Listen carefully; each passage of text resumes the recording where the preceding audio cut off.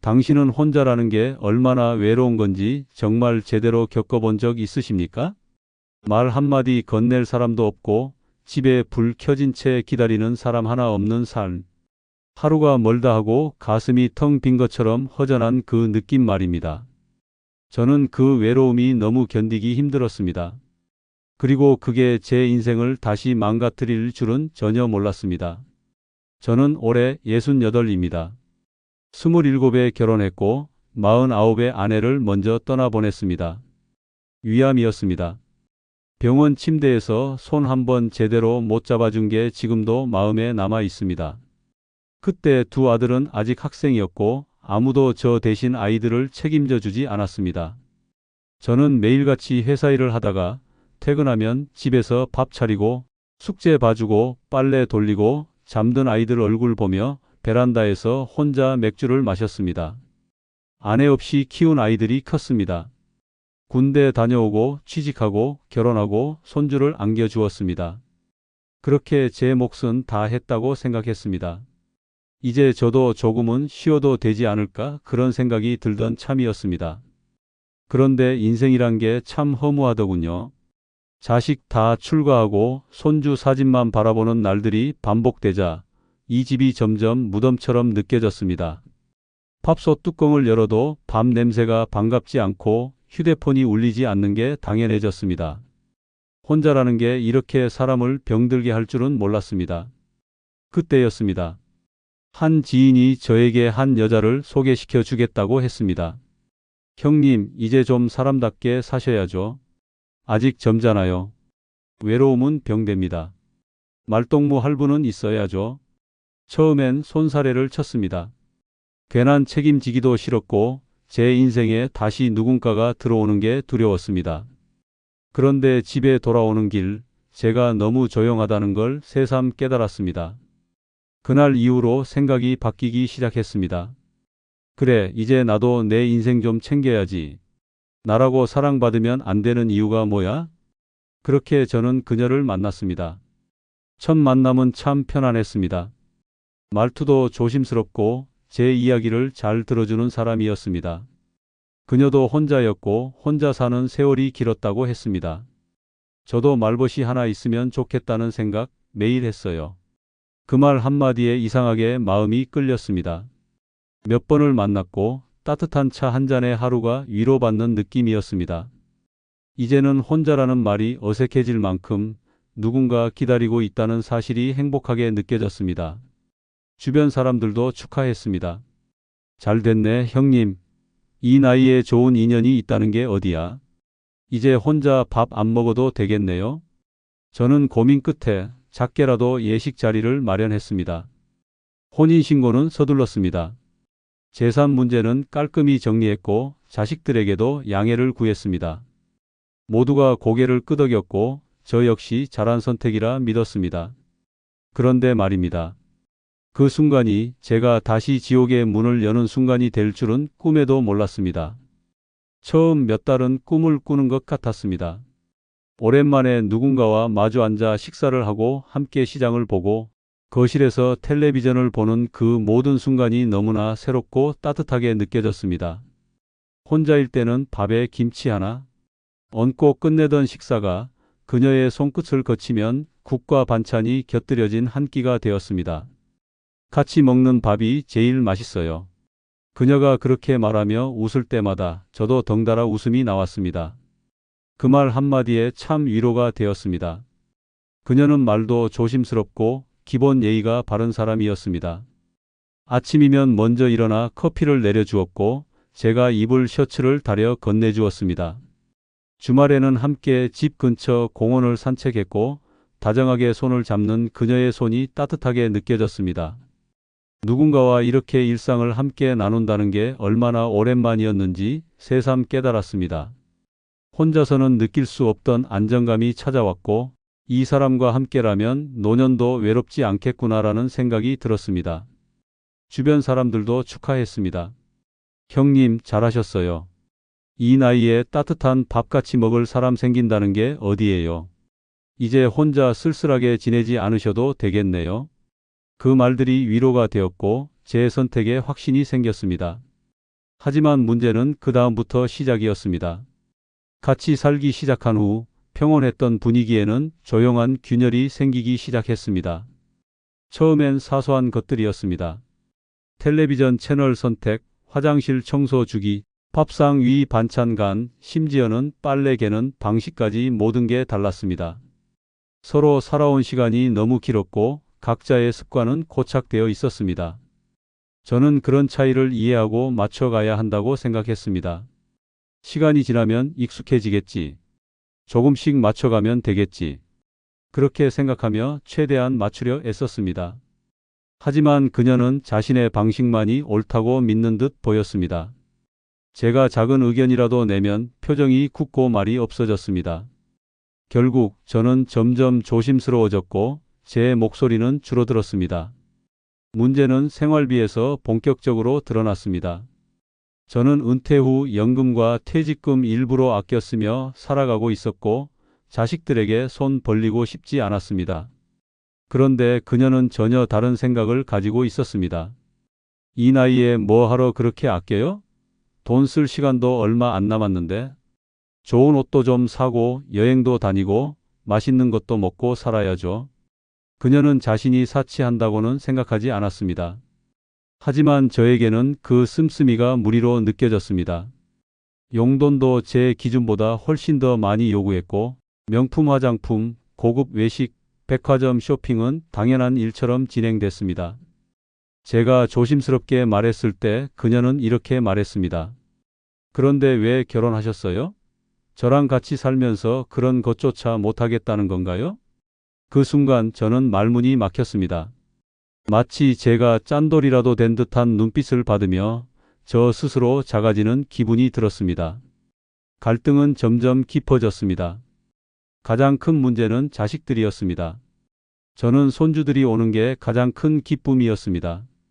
가끔 아들이 가족들과 함께 들렀을 때 손주들이 뛰어노는 소리를 들으며 웃곤 했습니다. 하지만 그녀는 그걸 불편해했습니다.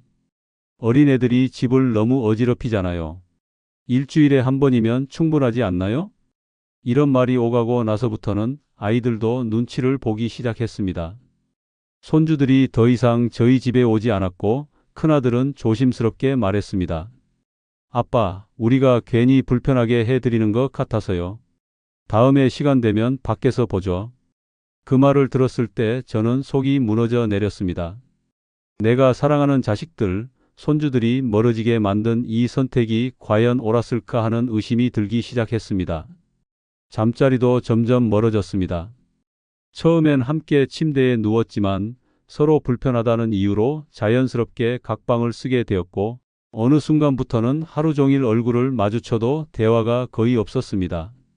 식탁 위에는 말 대신 숟가락 소리만 맴돌았고 TV 소리가 유일한 소통이 되어버렸습니다. 저는 속으로 생각했습니다. 이게 내가 바라던 삶이었나? 이 침묵이 내 노년의 행복인가?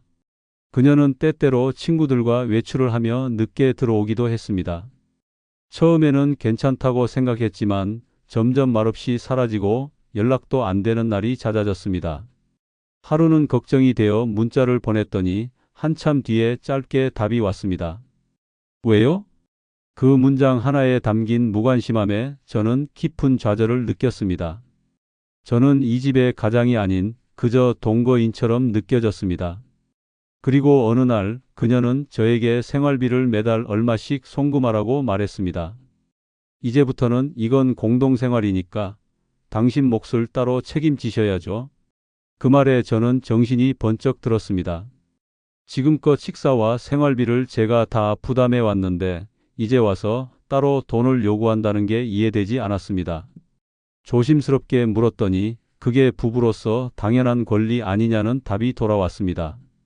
그 순간 저는 확신했습니다. 우리가 같은 방향을 바라보며 사는 관계가 아니라는 것을, 이 사람은 저를 동반자가 아닌 조건으로 보는 사람이란 걸. 어느 순간부터 저는 집에 들어가는 게 두려워졌습니다.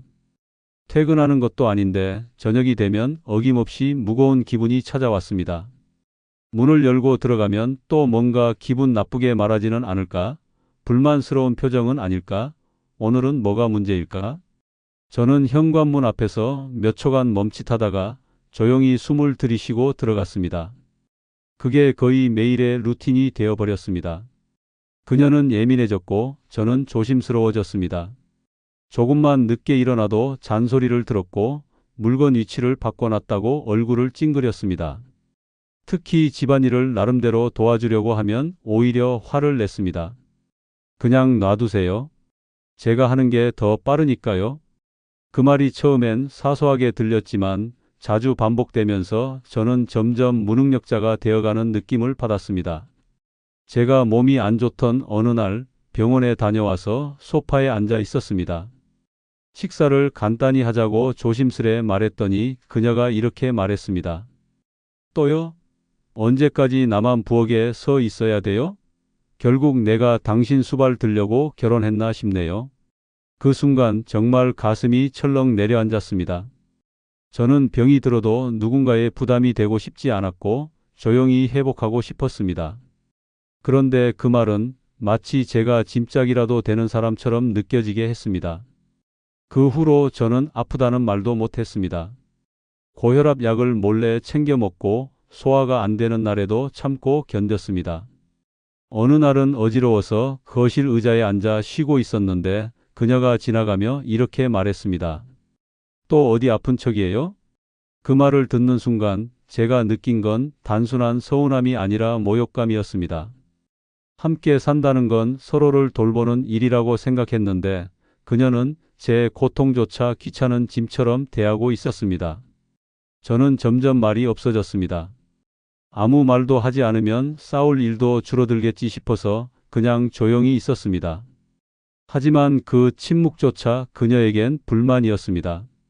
왜 그렇게 말을 안 해요? 같이 사는 사람 맞아요? 그녀는 제 무표정을 두고 무성의하다, 냉정하다고 비난했습니다. 그래서 말을 꺼내면 또 쓸데없는 얘기라며 끊어버리니 저는 결국 모든 말을 삼켰습니다. 무엇보다 견디기 힘들었던 건 자식들 문제였습니다. 저는 손주들이 오면 생기가 도는 느낌이 들어 좋았습니다. 하지만 그녀는 달랐습니다. 애들 오는 건 좋은데 왜 이렇게 자주 와요? 애들이 뛰어다니니까 머리 아파요. 조용히 좀 살면 안 돼요? 그녀는 저를 자식한테 미련을 못 버린 노인으로 바라봤고 그 시선이 저를 더 외롭게 만들었습니다. 결국 아이들도 눈치를 보기 시작했습니다. 작은 아들은 조심스럽게 말했습니다. 아버지, 우리 집에 오는 거 불편하게 느끼시면 말씀해 주세요. 그 말을 듣고 저는 아무 말도 할 수 없었습니다.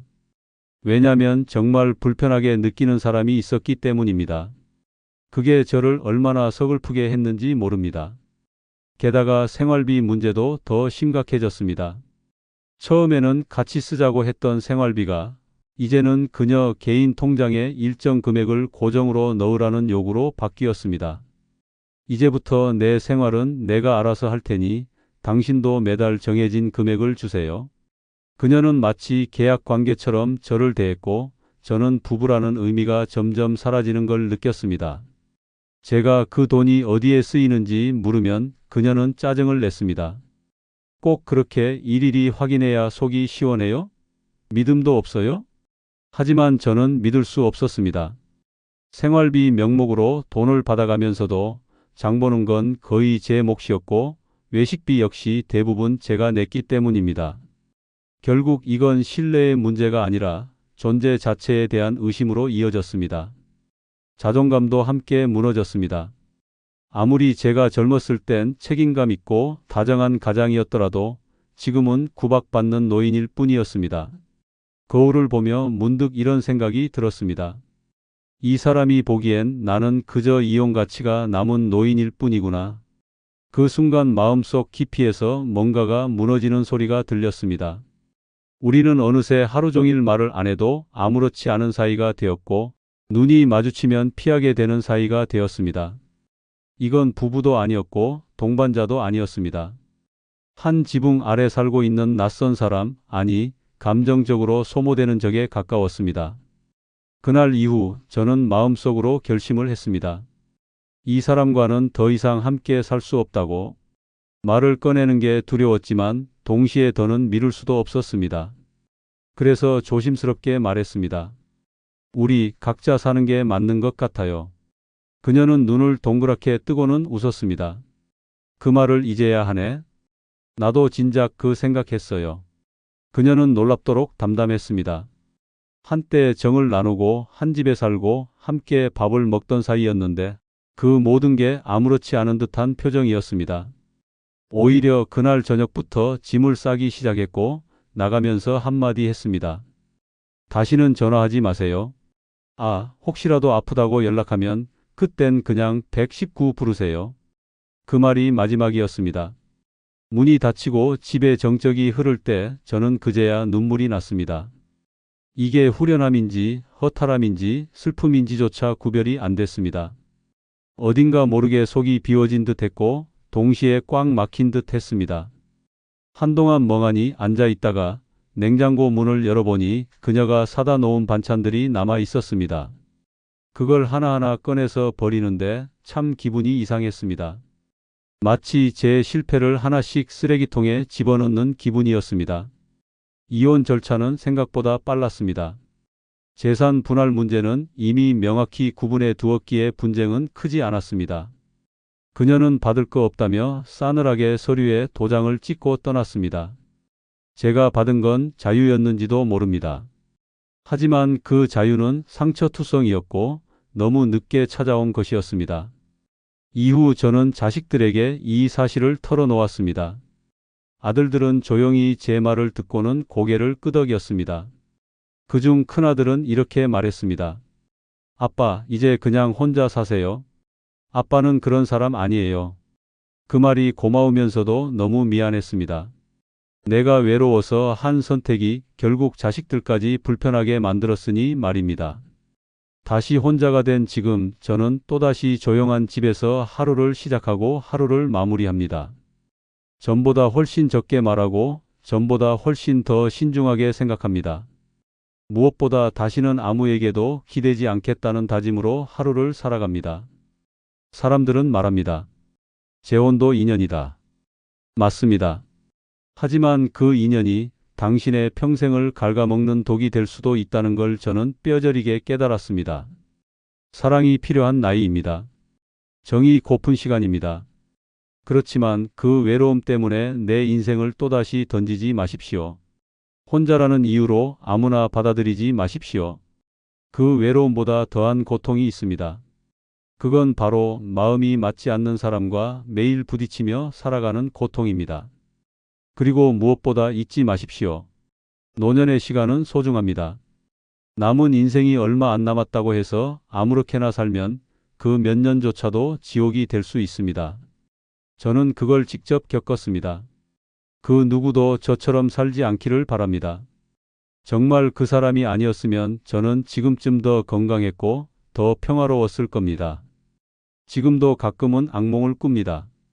다시 그 집에 함께 살고 있는 꿈, 다시 그 목소리를 듣는 꿈. 눈을 뜨면 식은땀이 흐릅니다. 그게 제가 재혼으로 얻은 결과였습니다. 단순한 실패가 아니었습니다. 삶 자체가 무너지는 경험이었습니다. 지금 이 영상을 보고 계신 당신께 꼭 드리고 싶은 말이 있습니다. 재혼, 그거 정말 조심하셔야 합니다. 특히 우리처럼 인생의 후반부에 접어든 사람들에겐 더 그렇습니다. 젊은 시절처럼 다시 시작하면 된다는 마음으로 뛰어들 수 없습니다.